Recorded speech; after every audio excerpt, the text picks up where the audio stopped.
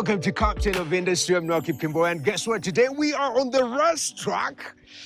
The energy is high, the adrenaline is pumping, and we're not boxing, we are going to rest. This gentleman that we're about to speak to on today's episode, he's a car enthusiast. From the year 1992, when we had safari rallies crossing this country, he was somewhere seated saying, one day when I grow up, I'll plug into that particular ecosystem. And today he leads an assurance company. He is full-fledged business, gone through finance, but at the heart of it, a lover of cars. Mr. Githua Ngaruiya, who is the MD of Madison Life Assurance. Thank you very much for making time to speak to Captain of Industry. Oh, thank you very much for the invite. I really look forward to this conversation. I know, it's incredible. Cars, man. Yes, yes. Beautiful. What do we have here? Here we have a special edition, 40th anniversary Golf GTI Club Sport. They only made 5,000 worldwide, and I'm very lucky to be one of the very few owners in Kenya. Wow.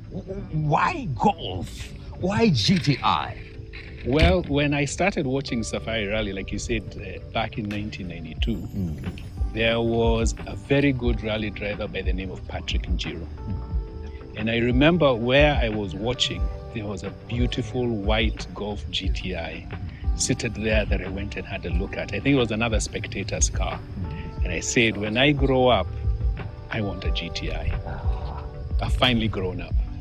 And you have a GTI. Yes. Wow. I'm so excited. Yeah. You know, when it comes to the world of cars, enthusiasts like you take a car and then you make a car something else. It's part of expression of creativity. Yes. So yes. the GTI that you got, the special edition one. Yes. Have you tampered with it a little bit? Let me just say, when I won the bid in Japan through the dealer who was importing it for me, and he told me, yes, the car is yours, immediately I went online and ordered parts.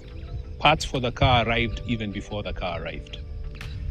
We are that fanatic about making cars better, expressing ourselves through the modifications we're doing to vehicles. Okay. Some people like to lower their cars for show. Others like to make it better for performance. Others like better sound systems. For me, I'm more of a performance guy. So I've spent a lot of time and money on the engine, improving the power, improving the cooling, making it more efficient and making it more powerful. Wow. And I like to get a taste of that power. Are you ready? Oh yeah, sure. Let's go, man. Can come for a ride. Thank you. It's time to get into 1 in 5,000 special edition Golf GTI. Yes. Whew. I better have my belt on. Okay. It's amazing. Ta-da-da-da. Ta-da-da-da. Look at that. The seats are really nice. Yeah, those are unique only to this particular model. Okay. To celebrate the 40th anniversary of the GTI. Okay. So just to let you know, the car has different drive modes. So right now it is in the regular drive mode called D. Okay. But when you want to go a bit fast, you switch it to S, which is now the sports mode. Okay. And once it's in sports mode, you can also adjust the suspension. It has 3 settings. Okay. Comfort, normal, and sport. So we've adjusted to sport. And it sort of lowers it. It makes it a little bit stiffer. Okay. Going around the corners. Okay. Comfort is to, when you're driving on the road, to absorb bumps. Sports mode is now for better handling around corners. Yeah, so with that, we can go ahead and get started. We are ready. Are you ready? The seats are ready. You're sort of sucking me in like that. all right. Here we go. Let's go.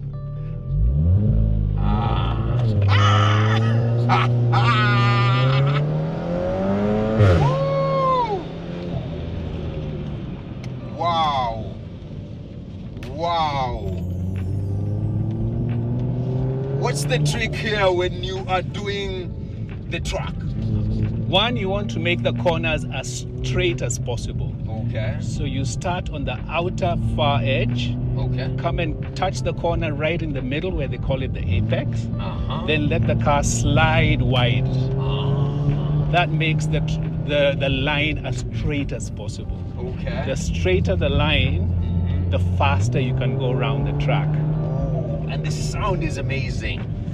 The sound is beautiful. So, I mean, you get into the car community, but I'd like us to go a bit back. You know, I love those corners, Patrick Jiren. But your love for cars, you say it started with Safari Rally. There is a place of ideation and there is a place of now bringing a dream to life.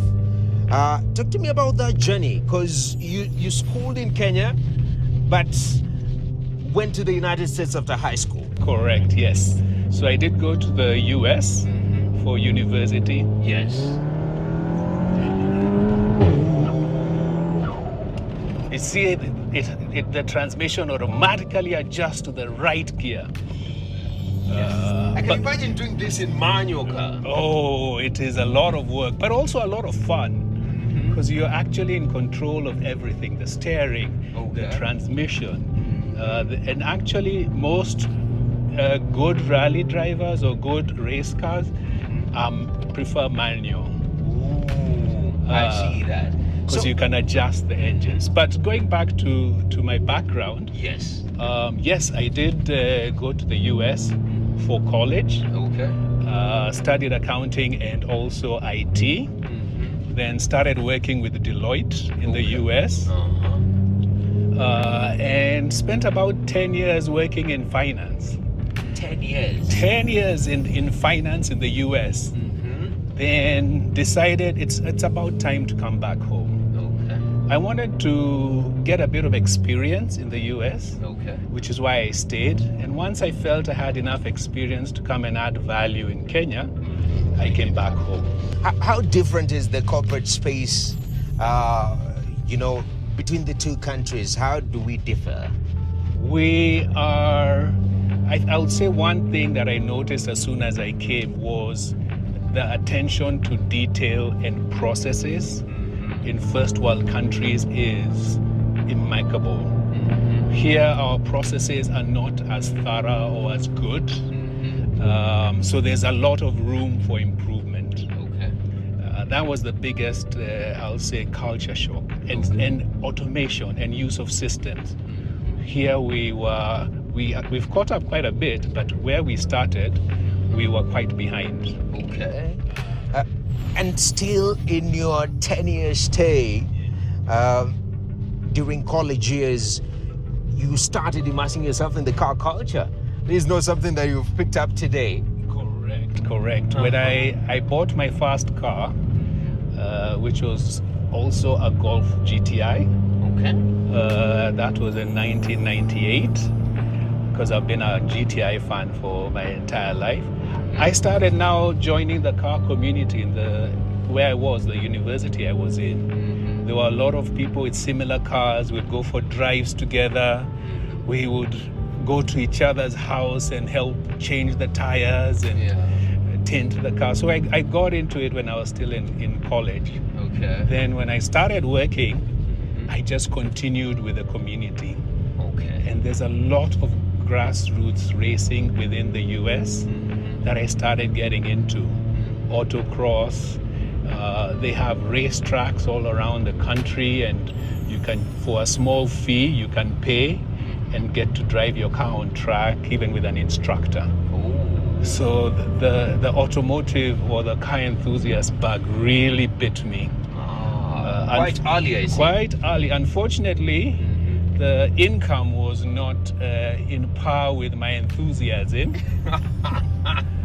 Are you living above your means? You have a long wish list of things, but no money to buy them. So doing a lot of window shopping as opposed to really buying things and modifying the car. And when you come back into the country, you are transitioning professionally, which we'll talk about, but also the car culture doesn't leave you. The bug beat you a long time ago. How do you plug in? Because you're coming from an ecosystem where there are rest trucks all over, there are communities. Do you start one here? Do you join one? How do you go about that? When I came back in 2010, the car community was quite small. Actually, I've gotten to meet a lot of the founders of some of the car clubs who started their journey in terms of racing back then. So I would say around 2012, 2013 is when things really started picking up. Many car clubs were put together for whatever vehicle. Right now, there are car clubs for all vehicles. Even Mazda Demios have their own clubs where they go for drives together. Every car has a car club these days. It wasn't the case, I'll say 10 years ago. Okay. So I just started now getting in touch with people. And once I got this car, then joined the VW car group. And from there, we started now going for drives, and I got now exposure to other events that take place. You'll be surprised there are a lot of car events that take place that the general public might not be aware of. Only those in the car community know of the events. Okay. Yeah. And you're transitioning professionally because you've worked with Deloitte a decade in the States, and you decide to come back home. Talk to me about the motivation of coming back home, and is it still in the finance sector, or you are now thinking, okay, I need to transition even as I move back into the country?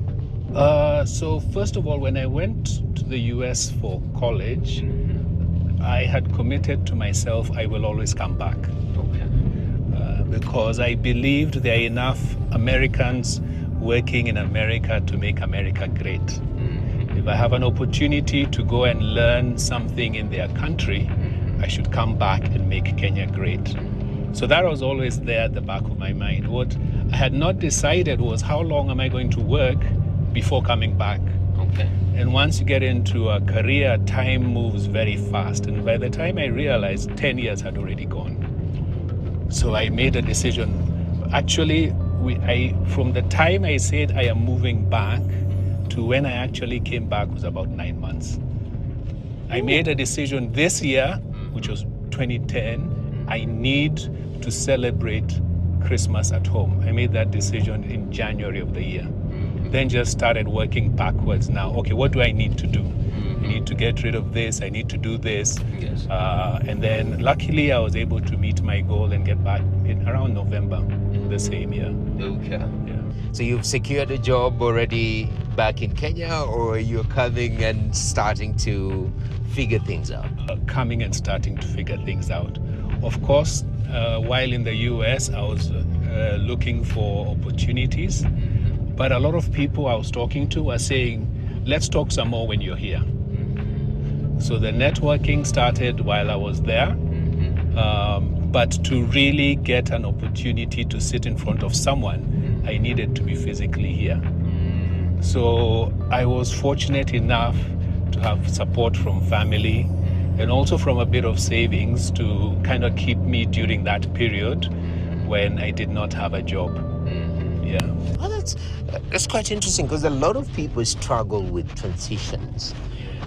It comes with lots of uncertainty, lots of fear. You don't know how it's going to turn out. Will I regret moving back home? I mean, I was building a great career here. How do you handle, what would you advise somebody who is going through a transition in life and there is that touch of fear? How do you handle that? What I would advise them is, one, first of all, make a decision on where you want to live. A lot of us do not make that decision and we go with the flow.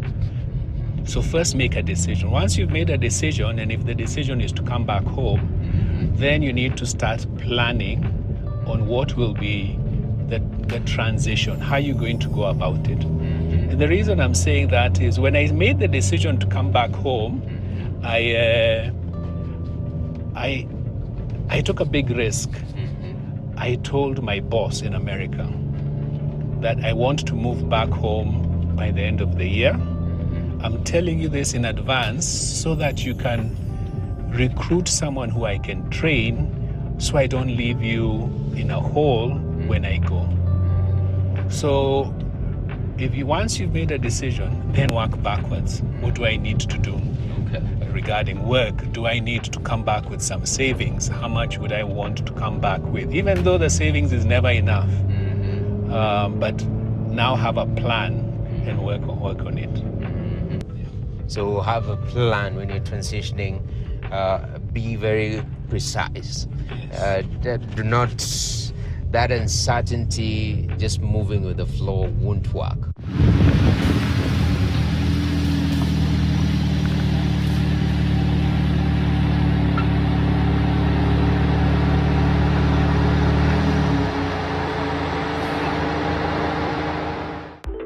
Mr. Ngaruiya, now we've left the car, cooling down. Yes. High performance needs a lot of cooling down. Yes. And yes. even in life, personally, we have our own ways of cooling down. I can imagine being an MD, top office, lots of responsibilities. You have to find a way of cooling down. Yeah. What is your go-to other than cars?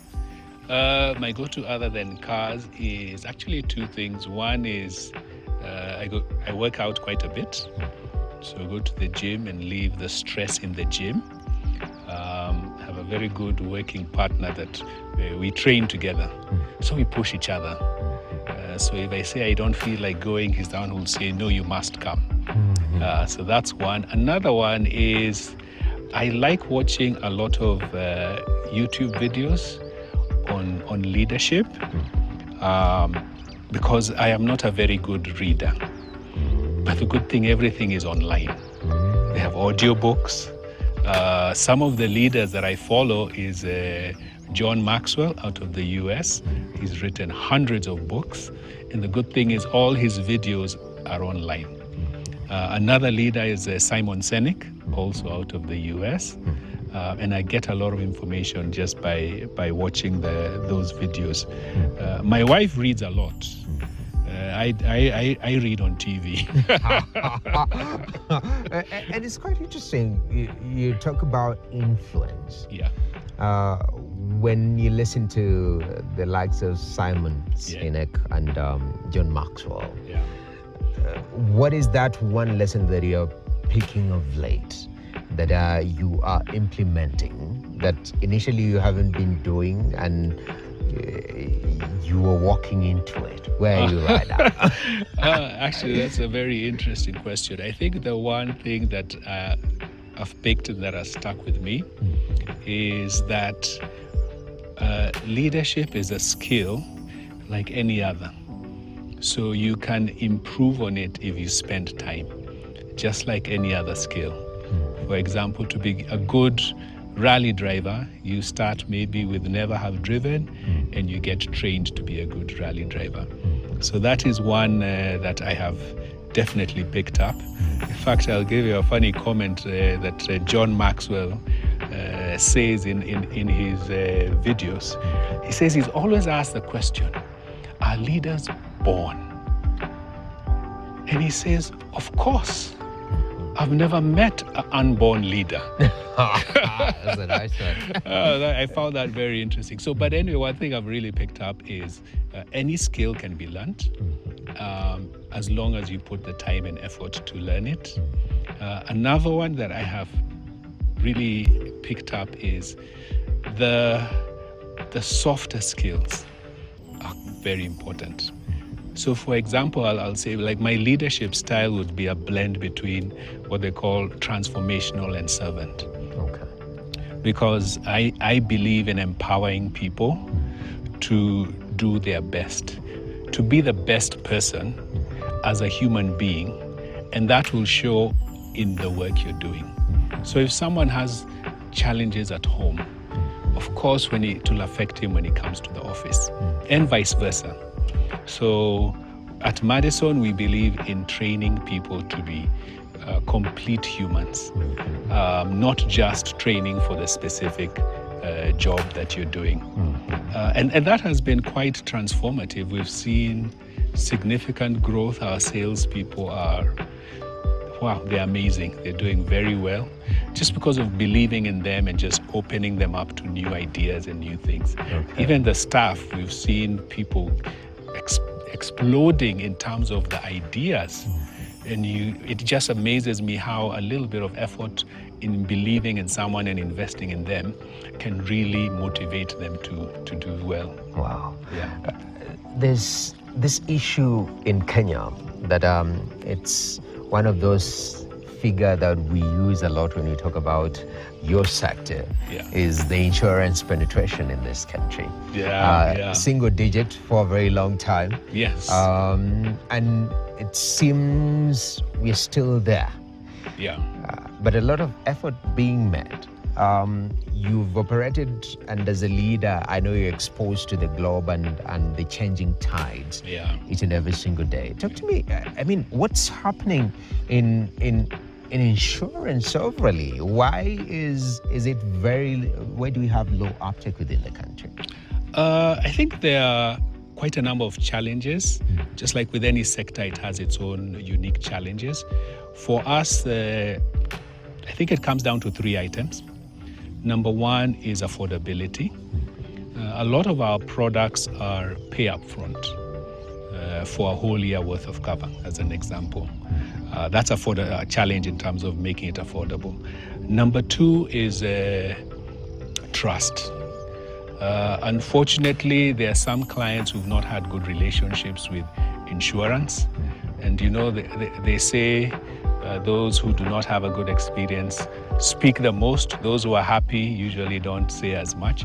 So I think there's also been a bit of a trust deficit. Yes. Not only here, also I think in the rest of Africa.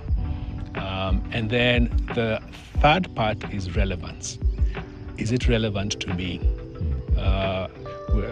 Insurance is perceived as a product for someone who has assets to insure. I've got a big car, I've got a big house.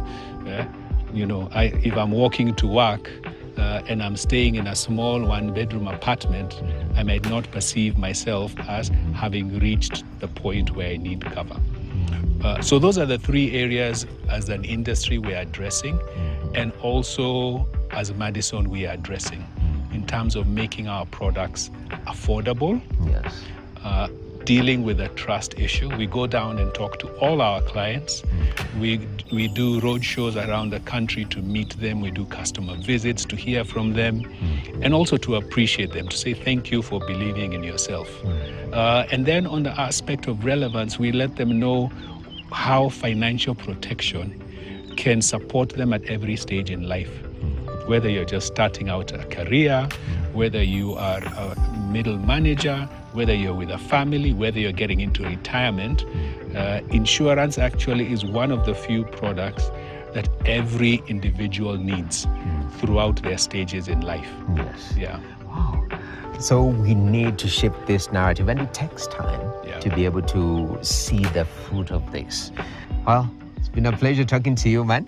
Thank you. That was a nice spin right there. I'm even tempted to ask you for a spin if I can give it a try. Oh, that one you'll have to pay a lot of money to.